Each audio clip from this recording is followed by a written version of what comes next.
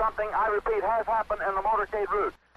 There's numerous people running. नवंबर 22, 1963 को जब गोली चली तो असैसिनेशन के मूवमेंट्स को रिकॉर्ड कर रहे कैमराज ने एक शख्स को तुरंत एक्शन में आते देखा। I was the only one that had a chance to do anything, and I was unable to do it. And that stayed with me, has stayed with me the rest of my life. President और first lady Jacqueline Kennedy को ले जा रही presidential limousine में पीछे secret service agent Clint हिल थे जब उनका मोटरकेड डीली प्लाजा से गुजर रहा था। वॉइस ऑफ अमेरिका से इंटरव्यू के दौरान उन्होंने टेक्सास में उस दिन का आई विटनेस अकाउंट बताया। I can remember it just as if it's a newsreel running out in front of me. जब वीओए के केन फैराबॉ 2011 में पहली बार उनकी बुक द कैनेडी डिटेल के बारे में बात करने के लिए उनसे मिले तब हिल ने माना था कि असैसिनेशन अभी भी उन्हें परेशान करता है। It ate at me, it got worse and worse. Assassination के तुरंत बाद हिल जैकलीन कैनेडी और उनके बच्चों की हिफाजत करने में बिजी हो गए, जिसके बाद उन्हें व्हाइट हाउस भेजा गया।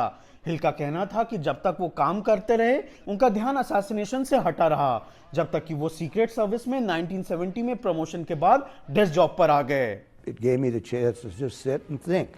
The more I thought, the worse it got. The deeper the emotions became.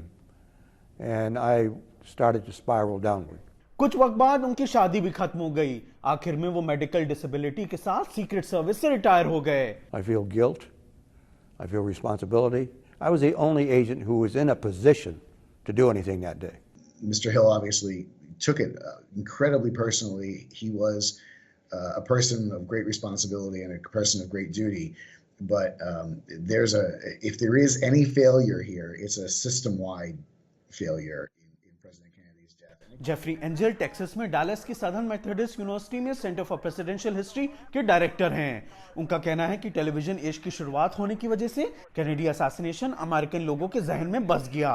ये इवेंट पूरी दुनिया के लोगों को अभी भी फैसिनेट करता है। It's a moment that every American has experienced, not just knows about, but experienced, I think, more perhaps than any other in our history. Oh, I think there'll always be interest in this event. Clint Hill को assassination के बारे में खुलने में करीब 50 साल लग गए। Heard an explosive noise from the right rear. इस हीलिंग प्रोसेस का हिस्सा था कई बुक्स लिखना और उन्हें पूरे मुल्क में प्रमोट करना। It's been very cathartic, and especially being able to go out and talk to the people about the book, answer a lot of the questions that they have, because there are still a lot of questions out there. जिसमें यह सवाल भी शामिल है कि उस दिन Dallas में क्या हुआ था। हिल का कहना है कि उन्हें यकीन है कि ली हार्वी ऑसवाल्ड इकलौता असैसिन था। There are so many different conspiracies out there, and they are so phony that it's hard to even discuss them. Clint Hill 93 साल की उम्र में फरवरी 21 को कैलिफोर्निया में अपने घर में गुजर गए।